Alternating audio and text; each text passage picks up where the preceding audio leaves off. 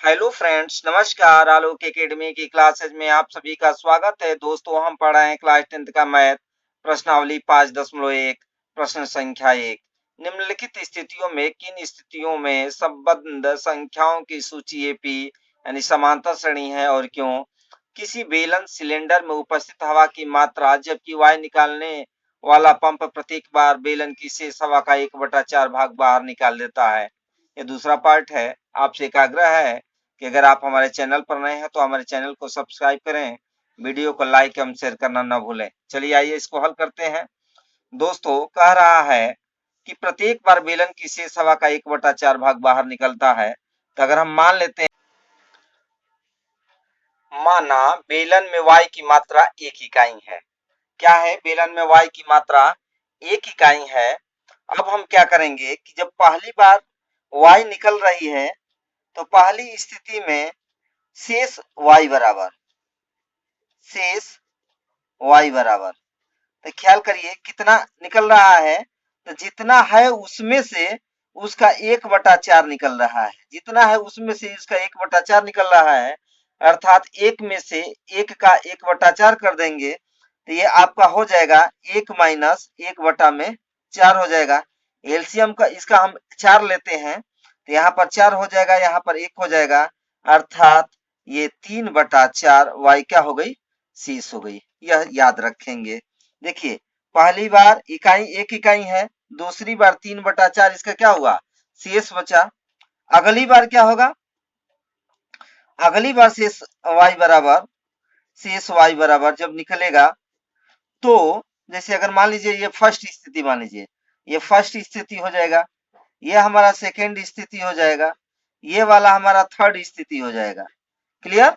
तो ये शेष वाई बराबर अब 3/4 में से क्या करेंगे? 3/4 में से जो शेष बच रहा है उसी का क्या कर रहा है? 1/4 भाग बाहर निकल रहा है। ये स्थिति हुई, अर्थात 3/4 माइनस 3 एकम क्या हो जाएगा? 3। अच्छा, चौकी क्या हो जाएगा? 16 हो जाएगा। अब इसी को अगर हल करते हैं तो ये आपका क्या हो जाएगा? एलसीएम 16 हो जाएगा। ये 4 4 तिहाई क्या हो जाएगा? 4 तिहाई 12 हो जाएगा। 16 एकम 16, यहाँ पर 3 हो जाएगा, अर्थात शेष वाई कितना बची? 9/16 इकाई। अर्थात ये देखिए तीसरे स्थिति में कितना बच रहा है? 9/16 बच रहा है। अब चौथी अगर स्थिति देखते हैं, चौथी स्थिति में शेष वाई कितना बचता है? तो लिखेंगे शेष वाई बराबर 9/16 में से, अब यही तो शेष बचा है, इसी में से इसका 1/4 यानी 9/16 गुणे 1/4। अब इसको अगर हल करते हैं तो ये हो जाएगा आपका 9/16 माइनस 9 एकम 9 और 16 चौकी क्या हो गया? 64 हो गया। दोस्तों, एलसीएम इसका क्या लिखेंगे? 64 एलसीएम ले लेंगे। तब 16 चौके 64, 4 तो 4 9 क्या हो जाएगा? 36 और माइनस यहाँ पर क्या आ गया? 9 आ गया। अगर 36 में 9 घटाते हैं तो कितना आएगा? 27/64 आएगा। यही हमारा आ गया दोस्तों। अर्थात अगर हम सबको एक साथ लिखते हैं समांतर श्रेणी के रूप में तो सबसे पहले हमारा क्या था? सबसे पहला हमारा 1 था, ठीक। दूसरा नंबर देखिए, दूसरा सबसे पहले हमारा 1 इकाई था, 1 इकाई था। दूसरे नंबर पर हमारा क्या था? 3/4 था, तो हम लिख लेंगे 3/4। क्या लिखेंगे? 3/4। उसके बाद देखिए ये 3/4 था, उसके बाद शेष वाई कितना आया था?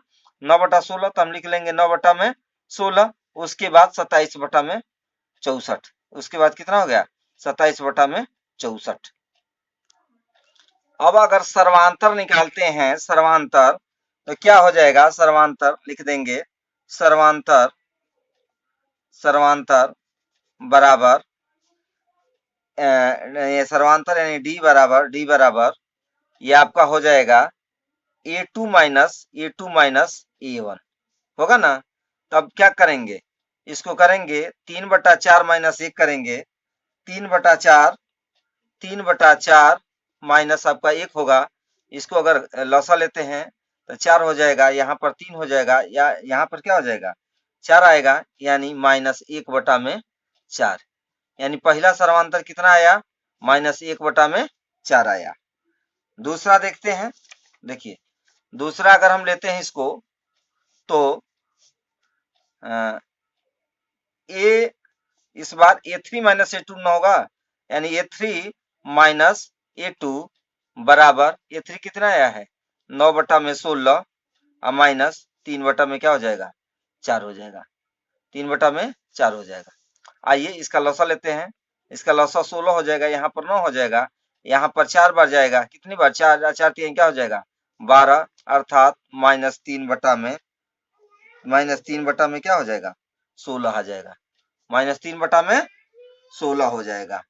आगे अगर हम लोग चलते हैं अगला, तो ये आपका हो जाएगा A बटा में A4 माइनस A3 करें सर्वांतर के लिए, तो A4 कितना आया है 27 बटा में 64 आया है, कितना आया है 27 बटा में 64, तो लिख देंगे 27 बटा में 64 माइनस ये 9 बटा में 16 है, तो 9 बटा में क्या हो गया आपका 16 हो गया।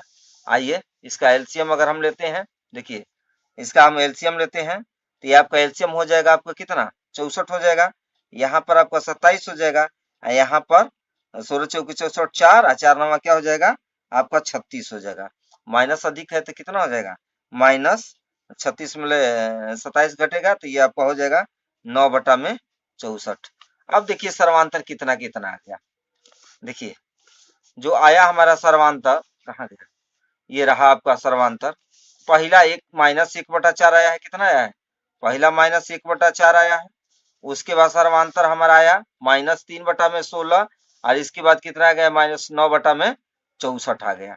दोस्तों ख्याल करिए ये जो 9 बटा 64 आ रहा है ये माइनस आ रहा है, देखिए जो सर्वांतर आ रहा है वो माइनस 1 बटा 4 माइनस 3 बटा 16 और माइनस 9 बटा 64 आ रहा है, तो लिख देंगे कि उपरोक्त श्रेणी समांतर श्रेणी के रूप में नहीं है क्योंकि सर्वांतर समान नहीं है। ये देखिए ये समांतर नहीं है, यानी एक नहीं है समान नहीं है, इसलिए यह समांतर श्रेणी के रूप में नहीं है। दोस्तों लेते हैं विदा, धन्यवाद।